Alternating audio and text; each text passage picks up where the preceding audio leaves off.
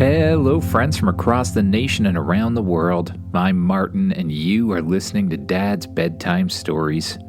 Tonight, we're jumping back into the Dragon Knights universe because I eventually want to finish the Dragon Knights arc and, honestly, turn it into a novel of some kind. Today's episode will continue the story ideas brought to us by Grayson and Millie. Grayson originally suggested that we sort of take on the Fire Dragon generals one at a time, and Millie suggested the story of Splash, the Water Dragon general, and we're kind of continuing with that today. Now, if you like the series and you really want to get a suggestion or voice clip on Dad's Bedtime Stories, I'm going to give you a couple hints of the kind of stories I'm looking for right now, so get ready to take notes. 1, I am actively seeking ideas on the rest of the generals. The rock or earth one, the air one we would need, and of course the nature one, because I want to do a backstory for all of them, just like I did for the Fire Dragon General and the Water Dragon General. So making a suggestion along those lines gives you a better chance of getting your suggestion accepted. And if you're looking for other things to suggest from the Cards of Power, for example, I still really need a bunch of suggestions for opponents and their magical creatures for the deity level tournament. So I'm looking for both of those more than anything else right now, as I still have quite a few ideas in most other series. Before we get started, I just want to give a couple big shout-outs. First of all, thank you to the Comment Club on Spotify. A bunch of people have decided to become part of a comment club on Spotify, and I said that they had to follow some specific rules. Number 1, no giving out personal identifiable information. If you are commenting on the show or commenting anywhere on the internet, please remember that you do not know who the other people are who are reading those comments. So don't tell them anything about yourself that should be private, like your name or address. That should never go on there. And if you have any questions, you should ask your adults, which is number 2. Your parents should always know you're commenting on things. So parents, you might want to check your Spotify comments just to make sure you know that you or your account has been commenting on things. And 3, be nice to everyone. I really love the comments that I get on Spotify. I really, really appreciate them. But I just think everybody needs to remember those important rules, so I'd really appreciate it if you keep those in mind. And thank you again for commenting. Last, I just want to shout out Willa. Willa sent me a few comments about ads she's been hearing and given me some advice on those ads, and I want everyone to know I take that advice really seriously. I'm not even really a big fan of ads, to be honest with you. But there's 2 ways to fund the podcast. One is by joining Patreon, and you get ad-free stuff there. And the other is to put up with a few ads because they pay us. And the other thing is that these ads that you get are kind of different depending on where you live. So these are not ads that I pick specifically to put in the podcast. They're kind of automatically inserted ads by my hosting company. I've done a lot of work to block certain types of ads and things like that, especially based on some comments I've gotten. Thank you for those, by the way.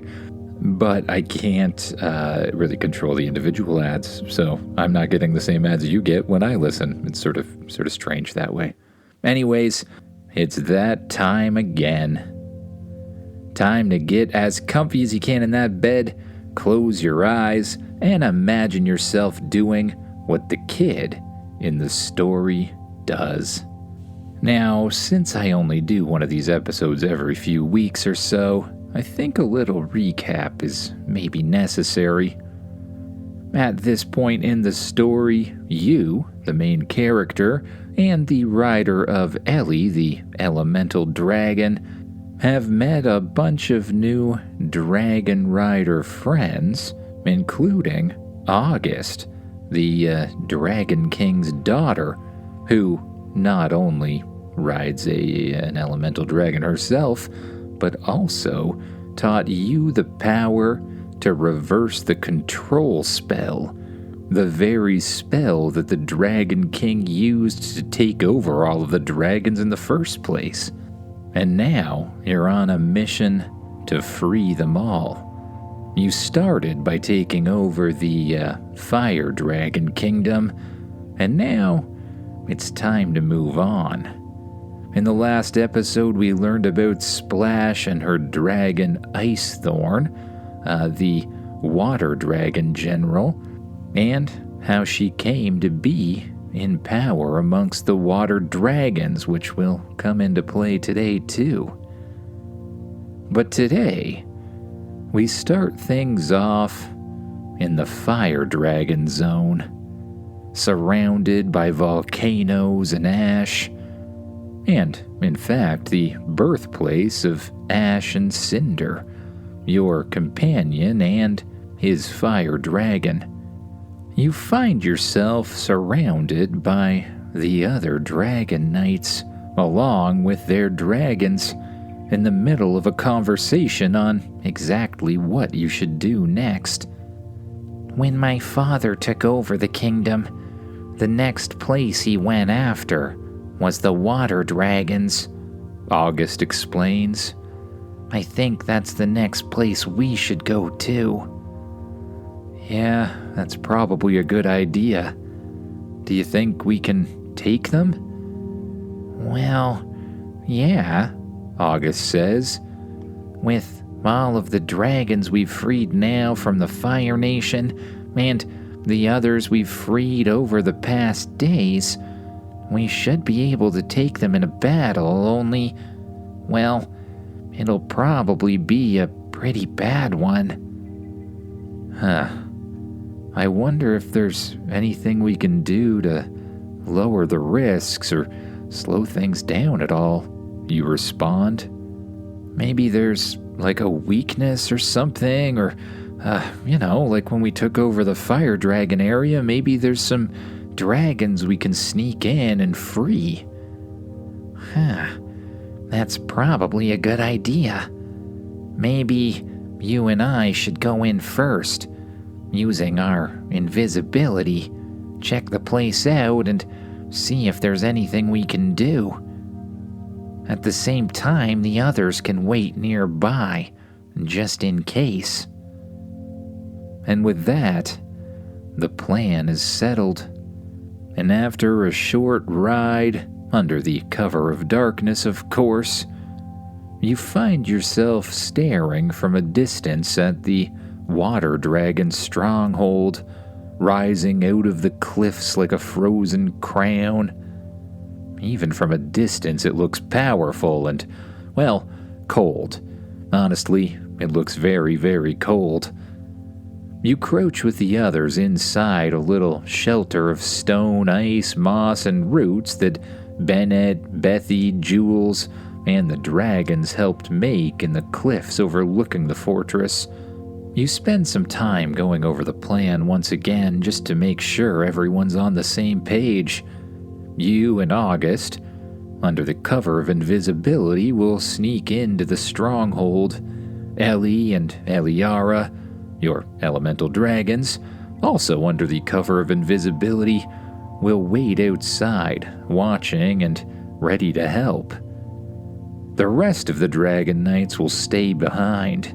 Bethy and Luna, Jules and Vine, Bennett and Granite, James and Whisper, Connor and Bolt, Ash and Cinder, Curtis and Phoenix, and even many of the newly freed fire dragons and their new true riders, along with some of the other types of dragons you freed along the way.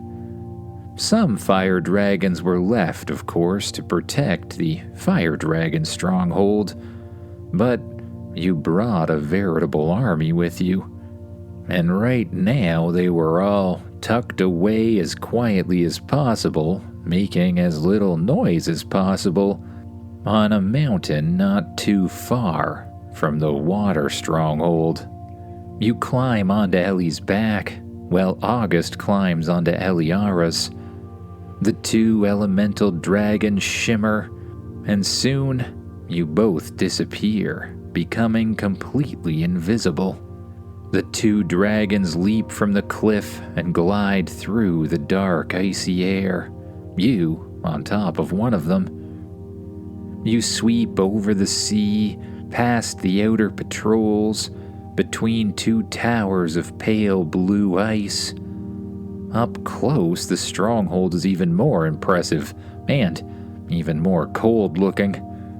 The walls are made not just of ice, but of layers of frozen waves, as if the sea itself was told to, create part of the fortress. Eventually, Ellie and Eliara land softly on a high outer ledge, just below the topmost tower. "All right, you two wait here," August whispers to the dragons. Eliara dips her head. "We will be ready." You and August coat yourself in your own invisibility magic and slip through an opening in the wall and into the fortress. Inside, everything gleams. The floors shine like polished glass, the walls are cold blue ice veined with white, and torches with pale fire in some sort of sconces glow in the hallways. You move carefully through the halls, being careful not to even make any footstep sounds. You decide it's probably better to sort of float and glide. You take a deep breath, focus on the power of wind within you, and lift yourself gently off of the ground. You glide through the halls like a breeze, and you listen. "I heard the fire region went quiet," one of the guards mutters. "Keep your voice down," says the other. "I'm serious. Something's wrong. Everything's wrong lately." You and August exchange a glance that, only two people with elemental powers can actually see. The higher you climb, the quieter the fortress becomes.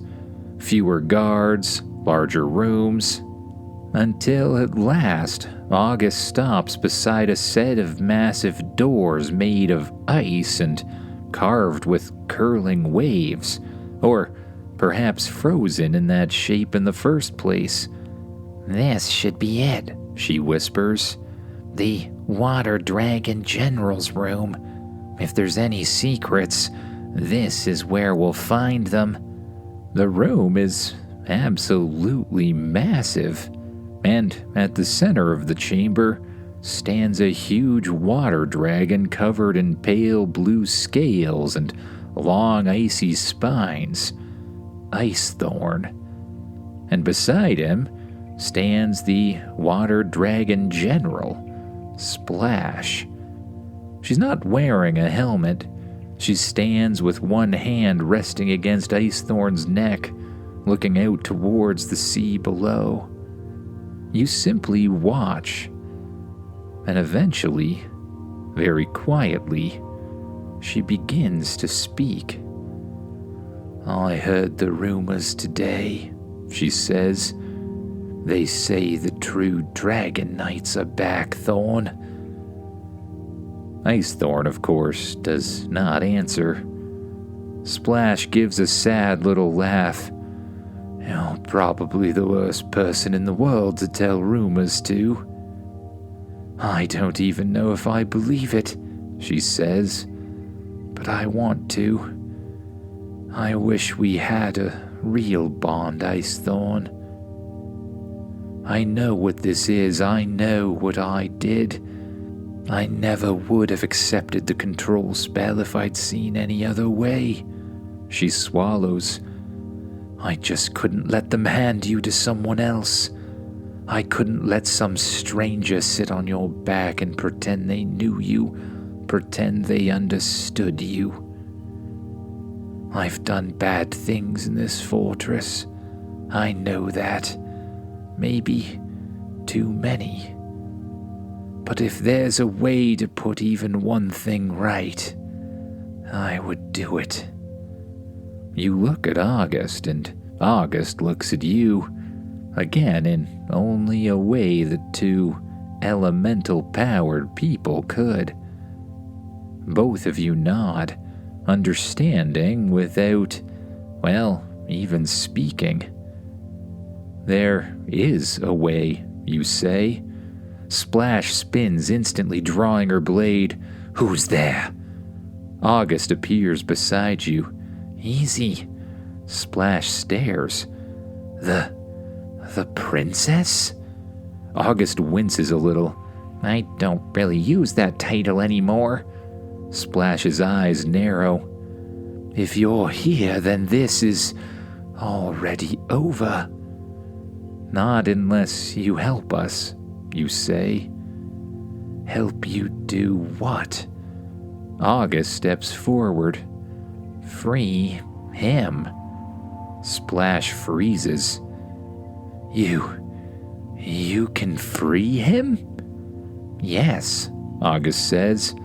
But once I begin, there's no pretending after that. There's no hiding from what side you're on. And, to be honest, I don't know how he's gonna feel about you, someone who kept him under a control spell for so long. Splash looks at Ice Thorn and then back at August. Then I suppose it's time. If you can free him, I'm ready to suffer the consequences. All right, August says. This may feel a little strange. And with that, August's eyes change as she reaches out with her mind for the control spell and snaps it in two. Immediately, the look in Ice Thorn's eyes change. Splash takes a step forward, trembling. Ice Thorn? The dragon lifts its head slowly. When he speaks, his voice is deep and gentle and, well, tired all at the same time. Hello, little one. I am so sorry, she blurts out. I never would have done this. Ice Thorn simply lowers his head. I know. I should have found another way. I know, Ice Thorn says again. I could not answer. I could not stop it, but I saw everything. Splash puts a shaking hand against his snout. I only took the false bond so no one else would. I know why you did it, Ice Thorn says, and I thank you for it. He lifts his head, looking to you and August. Now, it is time to do what we can to bring back true order. I feel my brethren nearby. Splash wipes her eyes. Then tell me what to do. Ice Thorn's gaze softens. First, we do things properly. He turns fully toward her. Splash, if you still wish it, I choose you. And with that, light bursts between the two of them. Blue-white energy surges from Ice Thorn's chest and into Splash's. The whole room glows with it. Water rises from the bowls and channels and little decorative streams in the chamber, and energy appears around Splash, forming itself into gleaming armor. Water Dragon Knight armor. A sword forms at her side. A shield unfolds along her arm like flowing ice. Splash gasps. This is what it's supposed to feel like. Yes, says Ice Thorn. He nudges her gently with his great head. It's time to make your mother proud. You take a breath, Okay, amazing, very emotional. We probably need to get on with things, though. Splash nods, composing herself. Right. You quickly explain the plan, that the others are waiting, that your goal is to weaken things from the inside as much as possible in order to make the battle as less destructive as possible. Well, if our goal is to free as many dragons as we can before we have to attack, then I believe I should start by calling my 5 top commanders here. You two can wait in the shadows and, break the bond once they're in here. Then we can freeze their riders in place and, if there's time, I can call more of the soldiers. The more we can free before the battle starts, the better. That is a wise plan, Ice Thorn says. Call them. You look at August, and at once you both disappear again. Well, Splash heads outside to find the commanders, and Ice Thorn takes on his best I'm totally a controlled dragon look that he possibly can. It doesn't take long.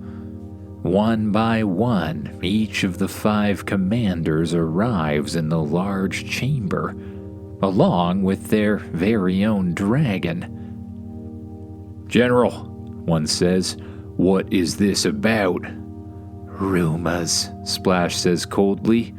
Weakness in the fire region. Strange movements in the sky. I want readiness. At this hour? Another asks. At every hour, Splash says, glancing over at you and August, though, of course, unable to see you. They break into a bit of an argument, and they do. You reach out one by one to each of their minds, each of their dragons' minds, August does the same.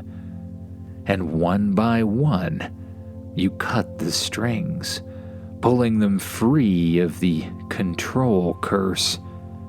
The dragons begin blinking, looking around in confusion, and just as August snips the last of the command spells, one of the commanders frowns.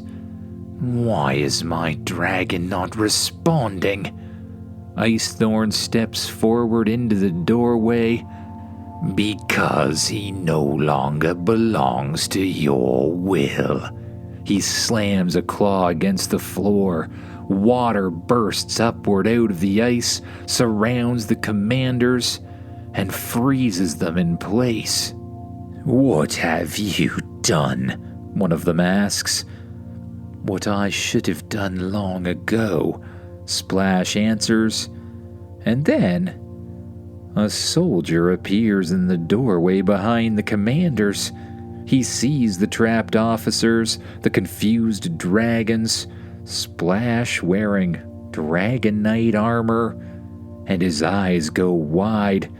The general has betrayed us, he yells and runs. We're under attack. For a split second, the newly freed dragons look uncertain. Ice Thorn strides forward into the balcony. Water dragons, hear me. The chains are breaking. For too long we have been used as weapons by those who do not know us, do not love us, and do not deserve us. Below, alarms begin sounding through the fortress, and soldiers begin running to their dragons. Today that ends, Ice Thorn continues. Fight with us now, and when this fortress is free, we will do what should have been done long ago. We will find our true bonds. We will bring back the glory of the true Dragon Knights. One of the newly freed dragons lowers his head, staring at the commander who had ridden him.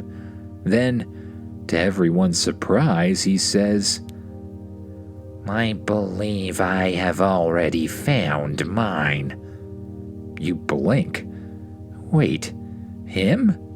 You say, realizing that you have in fact remained invisible the entire time. You allow yourself to appear again. And while the dragons look slightly shocked, they've seen the powers of elementals before and recognize your armor. Yes, him.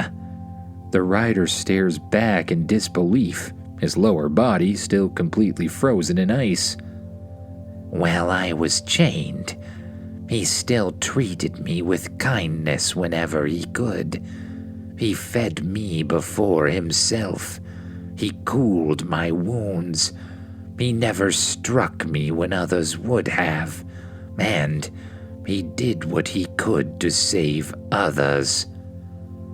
The rider swallows hard. I never wanted any of this. I know, says the dragon, and a beam of blue light shoots between them. Dragon armor surges into being around the rider almost immediately as the ice melts around him. He looks down at his armored hands in shock. What's happening? The dragon steps beside him proudly. What should have happened from the beginning? You are a dragon knight. You've served the Dragon King, but your heart is pure. Now, it is time you stood on the right side of things. It is time we both did. Climb on my back, young one, the dragon orders, and the soldier obeys, climbing on top. You reach through your bond to Ellie. Now, you say in your head. The outer wall shimmers. Ellie and Eliara appear out of nowhere and smash into the first wave of rising dragons. The battle begins all at once. At the same time, you and August take to the air and fly out of the Water Dragon General's chambers, followed by Ice Thorn, Splash, and the newly freed dragons, one of which has already found a new rider, of course. The battle begins all at once. Water tears out of the channels in the wall. Ice bridges crack, towers throw frozen shards into the sky. Splash and Ice Thorn command the fortress better than any of the enemy riders could, sending walls of water upward and freezing them into shields. Then, ice spikes and spears. You fly onto Ellie's back as she dives through the chaos. Above the stronghold, the rest of your dragon army finally arrives. Bethy and Luna sweep in on a surge of water and ice. James and Whisper blast across the sky with a sonic boom that rattles the towers. Connor and Bolt crackle with lightning. Bennett and Granite rise from the cliffs below on spinning discs of stone. Jules and Vine send vines erupting through the cracks in the frozen walls. Ash and Cinder arrive with the freed fire dragons behind them, and suddenly, red-orange flame rains across the fortress, melting great sections of enemy defenses into clouds of steam. The whole sky becomes water, fire, stone, lightning, wind, and ice. You and Ellie cut through the middle of it. A controlled dragon blasts ice toward you. You twist, seize the frozen stream with your mind, and whip it around at another rider. Connor's lightning blasts a second rider clean off his saddle. Bennett wraps a third in rock. Bethy yanks one from the sky with a ribbon of water. August and Eliara move through the battle, freeing dragons one by one. and each newly freed dragon turns on the fight immediately.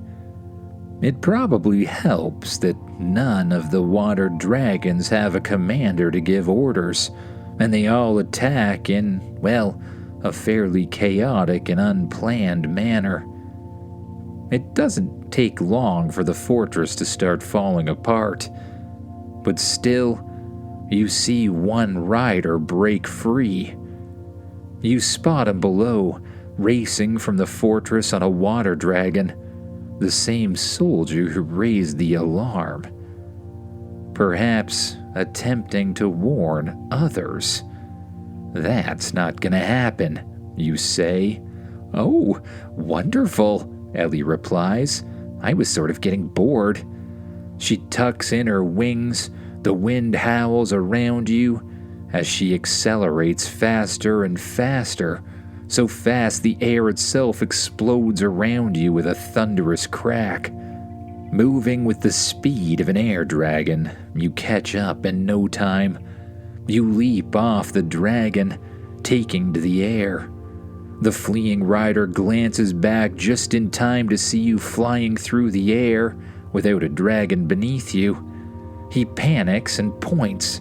His dragon turns and unleashes a blast of ice breath straight at you. You grab it with your mind. The frozen stream whips around your body in a spinning spiral. Then you snap both hands forward and send it right back. The rider is struck full in the chest, frozen solid and hurled off the dragon's back. Ellie dives below him and snatches him out of the air with her talons. Very nice, she says. You fly over to the newly freed water dragon, who is now mindlessly gliding toward the ground. You sit on his back and grab a hold of the connection using your mind. And with a thought, you snap it apart. The dragon shudders. What happened? It asks. You're free, you say. That's the important bit. Now follow us back to the stronghold. You jump off of the dragon's back, taking to the air once again.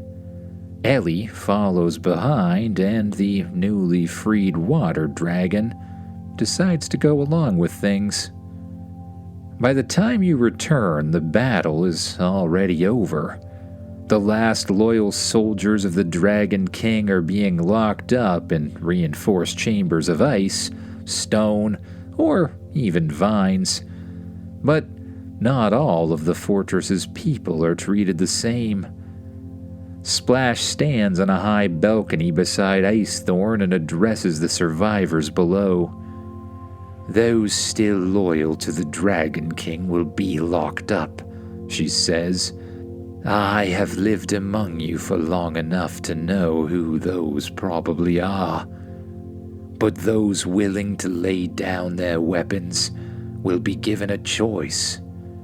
This fortress will not be ruled by fear again. I have chosen another path, and you are all free to choose with me. All across the stronghold, the people cheer. Not the soldiers so much, but the others. The servants, the workers, the helpers. The people who really made the fortress go, but didn't ride atop dragons. And all across the stronghold, freed water dragons begin to find their new, true riders. Some choose servants, some choose fishermen and workers from the water village below. Some choose children of the fortress. Some even choose soldiers that, well, apparently actually had good hearts. The ones who had done what little kindness they could while trapped in the wrong world. Beside you, Bethy smiles. Look at them. August nods. They're finding who they were always meant to be. You look over at the fortress, over at the sea, over the dragons landing on towers and bridges, now with clear eyes and, in many cases, brand new dragon riders. With fire and water now on your side, the Dragon King's world suddenly seems a lot smaller than it used to be, and for once, defeating him starts to feel very, very possible. But for now, you are feeling very, very tired. Splash, is there anywhere we could, have a little sleep in this place? You ask. Why, of course. I will lead you to some chambers that would be perfect for that. You follow Splash to a section of the fortress that has not yet been destroyed. A section with a whole bunch of rooms and large balconies outside for, well, presumably dragons to wait at while their soldiers sleep. These are the soldiers' rooms. They're not very big, but I believe they will suffice. You enter one of the frozen bedrooms and climb into a bed in the center of it. It's surprisingly comfortable and warm for a fortress surrounded by ice. You pull the warm covers up to your chin, look over at Ellie who curls up outside the door, and allow your eyes to close. With each breath, your muscles begin to relax. You let go of all of the tension in your arms, your legs, your shoulders, your back. And you even let your face sort of relax into a kind of half smile. With each breath, you sink down deeper and deeper into the mattress. And the more you breathe, the better you feel. And the better you feel, the more relaxed you become. Until your mind finally begins to wander off to thoughts of new dreams, new adventures, and, well, new battles to come. Good night, everyone.